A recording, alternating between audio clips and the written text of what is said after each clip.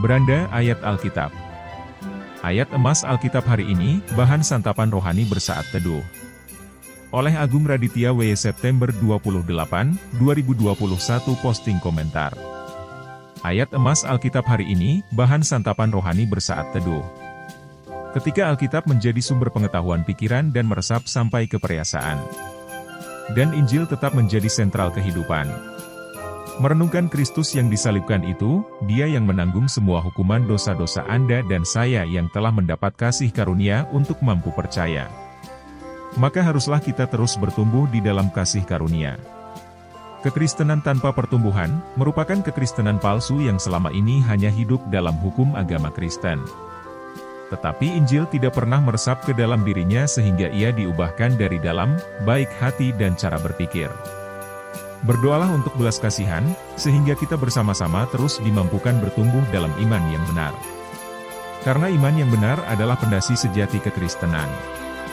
Sedangkan iman yang besar namun tidak benar adalah kekacauan pondasi Kristen, itu bukan iman sejati, itu iman palsu hasil imajinasi manusia yang cinta dunia, cinta kefanaan, cinta pemberian tetapi tidak pernah cinta pribadi Kristus. Mereka mengajak jemaat mereka mengajak pembaca renungan mereka untuk beriman sebesar mungkin.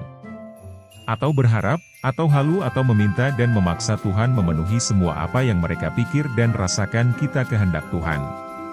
Mereka menjadi Tuhan atas Tuhan, mereka tidak pernah menginginkan Tuhan yang kudus, tetapi mereka menginginkan Tuhan-Tuhan sebagai identitas diri mereka. Seperti jabatan, kesuksesan, harta, kesehatan, pasangan, anak-anak yang sukses dan masih banyak lagi. Di mana kekristenan telah masuk ke dalam lubang hitam yang menjadi standar dunia menempatkan diri sehingga mereka dapat berasumsi bahwa mereka berharga karena semua pencapaian. Inilah yang dikejar kekristenan iman besar, dan ini kesesatan terselubung, terlihat baik dan benar. Namun ujungnya menuju kebinasaan. Saya harap Anda penganut iman besar, halu besar, imajinasi pengkhotbah besar dan itu untuk kemuliaan diri. Anda semua bertobat, bertobat dan bertobat. Demikianlah introduksi, pendahuluan dari artikel Renungan Ayat Emas Alkitab hari ini. Saya berdoa kiranya setiap ayat Alkitab dan refleksi singkat dari saya secara pribadi dapat membawa Anda pada pengenalan akan Kristus lebih mendalam lagi dan semakin hari semakin mengenal Dia dan mengasihi Dia dan memberikan diri Anda sebagai persembahan yang kudus dan berkenan kepada Allah. Amin. Tidak berharap pada manusia. Yesaya pukul 2:22, TB, jangan berharap pada manusia. Sebab ia tidak lebih daripada hembusan napas, dan sebagai apakah ia dapat dianggap. 2. Terang Tuhan. Yesaya 2:5, TB, hai kamu keturunan Yakub, mari kita berjalan di dalam terang Tuhan.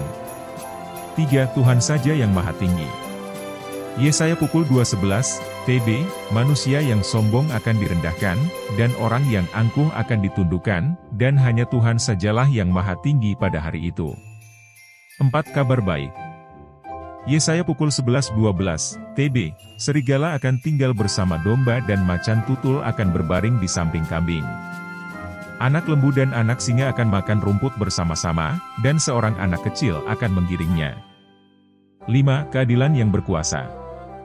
Yesaya pukul 14:15, TB, sebaliknya, ke dalam dunia orang mat engkau diturunkan, ke tempat yang paling dalam di liang kubur.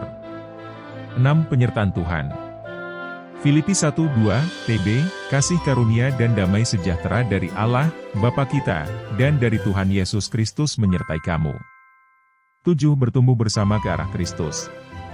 Filipi pukul 1:26, TB, sehingga kemegahanmu dalam Kristus makin bertambah karena aku, apabila aku kembali kepada kamu. 8. Mati bersama Kristus. Filipi pukul 3:10, Fai, sekarang saya telah melepaskan semua hal.